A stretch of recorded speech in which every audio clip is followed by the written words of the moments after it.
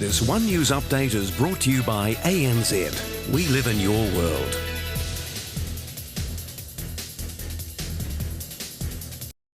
A New Zealand study thought to be the first of its kind is set to help the shipping industry save millions of dollars. Scientists have figured out the noisier a vessel or port, the more likely it is to attract unwanted sea pests. Aaron Somer explains. Beneath the surface, an underwater laboratory. Scientists taking samples of biofouling, the mussels, barnacles and other slippery gunk growing on the hulls of vessels. Biofouling is perhaps the most significant issue for marine invasive species in New Zealand. Dr. Serena Wilkens led the research team.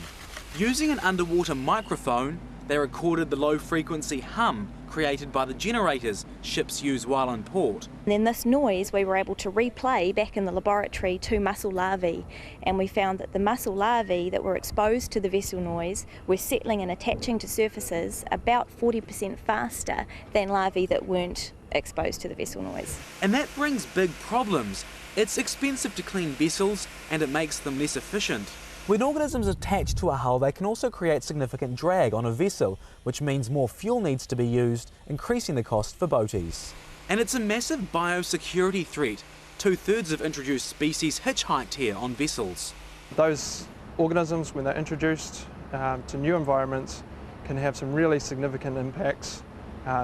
They could decimate recreational shellfish beds or commercial activities. The implications for this are potentially global. The government's already planning to introduce new border rules to minimise the risks. Maybe that ships in port possibly run on land-based power rather than ship generator power. The scientists are looking to uncover more secrets of the ocean by testing different underwater sounds and other species. Aaron Somer, One News.